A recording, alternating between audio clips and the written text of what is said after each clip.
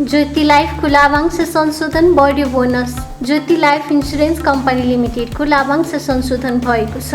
बीमा समितिको निर्देशन अनुसार कम्पनीले लाभांश संशोधन गरेको हो। परिमार्जित लाभांश अनुसार अब कम्पनीले 10% बोनस शेयर र कर प्रयोजनका लागि 0.5263% नगद गरी कुल 10.5263% लाभांश वितरण गर्नेछ। यसअघि कम्पनीको कार्तिक 14 गते आइतबार बसेको सञ्चालक समितिको बैठकले आर्थिक वर्ष 76-77 सम्मको मुनाफाबाट कम्पनीका शेयरधनीहरूलाई चुक्ता पुँजीको 5% बोनस शेयर र कर प्रयोजनका लागि 5.5263% नगद गरी कुल 10.5263% लाभांश वितरण गर्ने घोषणा गरेको थियो। एनएमबी बैंकले पठायो लाभांश खाता अद्यावधिक गराउन आग्रह। एनएमबी बैंक लिमिटेडले आफ्ना शेयरधनीहरूको बैंक खातामा नगद लाभांश जम्मा गरेको छ। बैंकको पौष 22 गते सम्पन्न भएको 26औं वार्षिक साधारण सभाले पारित गरेको 3.30% नगद लाभांश बुक्लुज हुनुभन्दा अघिल्लो दिन अर्थात् पौष 6 गतेसम्म हितग्राही खातामा बैंक खाता अद्यावधिक गराएका शेयरधनीहरूको सम्बन्धित बैंक खातामा जम्मा गरिएको बैंकले जनाएको छ। बैंकले हालसम्म पनि आफ्नो शेयर प्रमाणपत्रहरू अभौतिकीकरण नगराउने शेयरधनीहरूलाई यथाशीघ्र आफ्नो शेयर प्रमाणपत्र अभौतिकीकरण गराई हितग्राही खातामा आफ्नो बैंक खाता अद्यावधिक गराएर नगद लाभांश लिन अनुरोध गरेको छ। बैंकको share register NMB capital limited रहेको छ। नेप्से घट्यो सेन्सेटिभ बढ्यो नेपाल टेलिकम कारोबारमा अब्बल। साताको पहिलो कारोबार दिन आज आइतबार शेयर बजारमा करेक्सन देखिएको छ। नेप्से परिसूचक दोहोरो अङ्कले घट्दा सेन्सेटिभ परिसूचक पनि झिनो अङ्कले बढेको छ। नेपाल स्टक एक्सचेन्जका अनुसार आज आइतबार शेयर कारोबार मापक नेप्से परिसूचक 10.83 अङ्कले घटेर 2920.51 बिन्दुमा झरेको छ। नेप्से 0.37%ले घटेको हो। यता सेन्सेटिभ परिसूचक पनि 0.06 अङ्कले बढेर 543.80 बिन्दुमा पुगेको छ। कुल 232 वटा कम्पनीको 1,47,04,277 किता शेयर खरिद बिक्री हुँदा 7,03,05,08,262 रुपियाँ बराबरको कारोबार भएको नेप्सेले जनाएको छ। स्टकका अनुसार कारोबार भएका कुल 13 उपसमूह मध्ये आज 5 वटा उपसमूहको शेयर बढेको छ भने बाँकी 8 वटा उपसमूहको शेयर घटेको छ। आइतबार नेपाल टेलिकमको सर्वाधिक कारोबार भएको छ। कम्पनीको 32,14,53,000 रुपियाँ बराबरको कारोबार भएको हो। आइतबार विन नेपाल लघुवित्त वित्तीय संस्था लिमिटेडको शेयर मूल्यमा सकारात्मक सर्किट लागेको छ।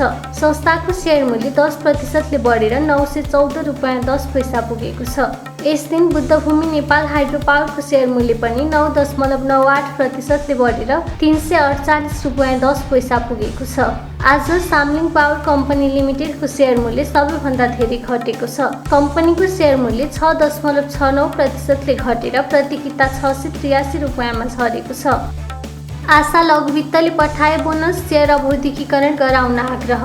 आशा लघुवित्त वित्तीय संस्था लिमिटेडले आफ्ना शेयरधनीहरूको हितग्राही खातामा बोनस शेयर जम्मा गरेको छ। संस्थाको कार्तिक 27 गते सम्पन्न भएको 5औं वार्षिक साधारण सभाले पारित गरेको 25% बोनस शेयर बुक्लुज हुनुभन्दा अघिल्लो दिनसम्म अर्थात् कार्तिक 11 गतेसम्म शेयर अभौतिकीकरण गराएका शेयरधनीहरूको सम्बन्धित हितग्राही खातामा जम्मा गरिएको संस्थाले जनाएको छ। संस्थाले उक्त मिति पश्चात शेयर अभौतिकीकरण गराएका शेयरधनीको हकमा पनि क्रमशः सम्बन्धित शेयरधनीको हितग्राही खातामा शेयर जम्मा गरिने भएकाले शेयर अभौतिकीकरण गराउन अनुरोध गरेको छ। धितो राखेको शेयरको हकमा भने सम्बन्धित बैंक तथा वित्तीय संस्थाबाट नो अब्जेक्सन लेटर प्राप्त भएपछि मात्र बोनस पठाइनेछ। संस्थाको शेयर रजिस्टर प्रभु क्यापिटल लिमिटेड रहेको छ।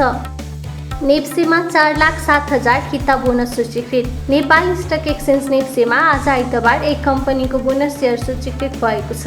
स्टकका अनुसार रुरु जलविद्युत परियोजना कम्पनी लिमिटेडको 10% बोनस बाबतको 4,07,705.5 किता शेयर सूचीकृत भएको हो।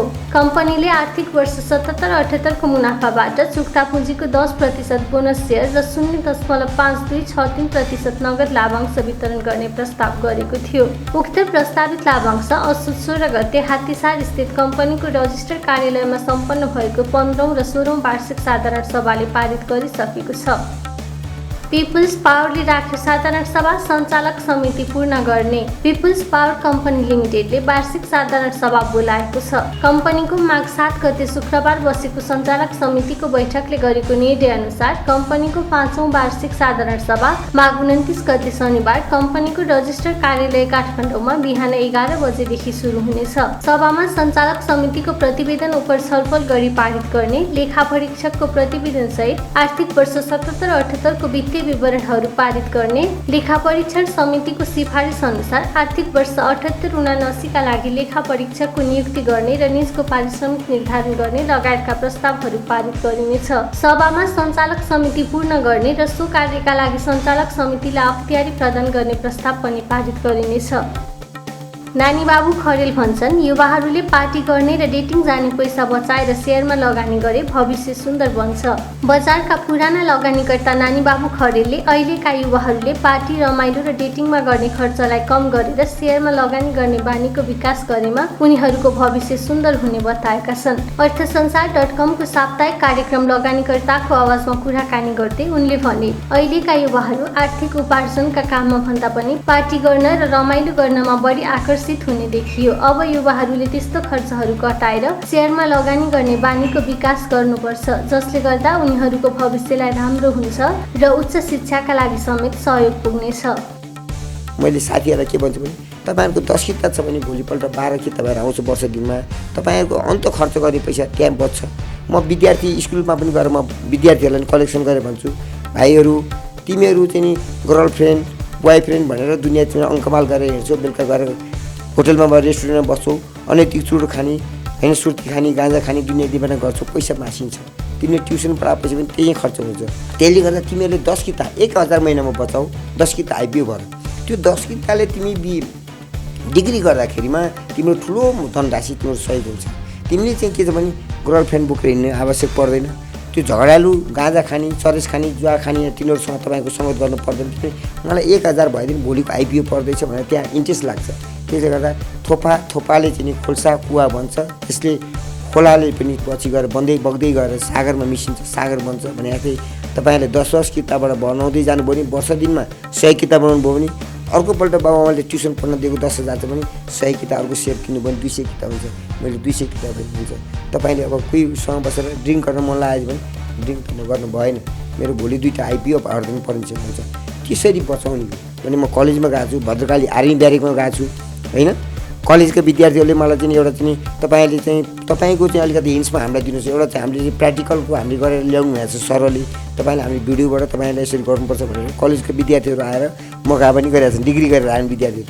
मैले उहाँहरूलाई यसरी पढाएँ कि तपाईँहरूले पढ्न सुरु गरे बेलादेखिको ट्युसन पढ्न पठाएको 3 विषयलाई ट्युसन पढ्नु छ आमा भनेर पठाएको पैसाले 1 विषयको पढाए पैसा बचाउनुहोस् न। तपाईँले एउटा महिनाको आइपिओ भराउनुहोस् न। यसले भोलिको दिनमा के हुन्छ, एउटा बाले यस्तो यस्तो भन्नुभएको थियो, त्यो मन्त्र मैले सिकेको आज सबै विद्यार्थीलाई त्यो मन्त्र तपाईँले एकजनाले 10 जनालाई सिकाउने गर्नुहोस्, 10 जनाले अरू 10 जनालाई सिकाउनुहोस्। ती कलेजमा सबैलाई तल्लो वर्गलाई पनि क्लासमा गएर तपाईँहरूले त्यो पनि पढाउनुहोस् भन्दै मैले तलतिर एउटा आश्वासन के दिएको छु भने 10 किताबबाट हुने हो। तपाईँहरूले अरूले चाहिँ 1000 किताब छ, लाख किताब छ, निर्मल दाईसँग करोड किताब छ भने हामी निर्मल दाईलाई दाई नै नभन्ने। निर्मल दाई त उहाँले हिजो चिप्लेर डढेर सिद्धिमा पनि भने मान्छे, आज उहाँ कहाँ निर्मल दाई भनेर देशको बादशाह बन्नु। तपाईँहरू पनि देशमा भएको निर्मल दाई जस्तै 3 करोड जनता नै बादशाह बनाउन, विनोद चौधरी जस्तै बनाउन, शेष घले जस्तै बनाउन, उपेन्द्र जस्तै 3 करोडलाई ती अभिभावकले आशीर्वाद दिनु पर्यो। सामन्ती वर्ग तिनीहरू ठुला वृक्षलाई काटेर साना वृक्षलाई हुर्काउँछु भने ठुलो वृक्ष जसरी कसरी बनाउने त त्यो वृक्ष पनि भन्ने भावना पो त। ठुलोलाई सिध्याएर साना बनाउँछु होइन नि, साना त त्यो सृष्टिमै बन्दैकै लागि जन्मिया हो नि तिनीहरू त भनेर मैले चाहिँ ती सानालाई पनि निमुखाहरूलाई पनि समेट्दै तपाईँहरू चाहिँ धैर्य गर्नुहोस् है, नबेच्नुहोस् है। बेच्नुभयो भने भोलि पछुताउनुहुन्छ। त्यो बेचिया पैसाले भोलि एउटाले चाहिँ के किनिदिए भन्ला, उता खर्च गरी भन्ला, उसले सापट लैजाला, उसले सापट लगा, मै सापट दिएर मै डुबिया छु भनेर यसरी सान्त्वना दिएर सबैलाई चाहिँ धैर्यको बात बोल्नु हुन्छ। धैर्य गर्न सक्नुपर्छ। हामीले बचायौँ भने त्यो बचाउनु भएन भने तपाईँ मेरो 100 किताब हो बस्नु, आज बरु खाजै खाएर सिध्यादि बेलुका 5 जना साथी बस्नु, यसो टेबुलमा रमझम गरौँ खाइदिउँ भन्यो भने भोलि तपाईँ 100 किताब किन्ने क्षमता हुँदैन। त्यसले गर्दा तपाईँ सेयरबाट हात दिनुपर्छ। तपाईँलाई जति हुन्छ प्रत्येक वर्ष बोनस प्लस हुन्छ। हामीले तपाईँहरूको पक्षमा सङ्घर्ष गरेका छौँ। हाम्रो माध्यम भनेको सञ्चार माध्यम छ। सञ्चार माध्यमबाट हामी सङ्घर्षको सन्देश हामी पुर्याउँछौँ भनेर यसरी गएको छौँ सर। सबैलाई मसिना वर्ग साथीवर्गहरूलाई पनि हामीले त्यसरी सान्त्वना दिँदै तपाईँ धैर्यको बादमा चाहिँ कठोर मनले चाहिँ बस्नुहोस् भन्ने लगिरहेको छ।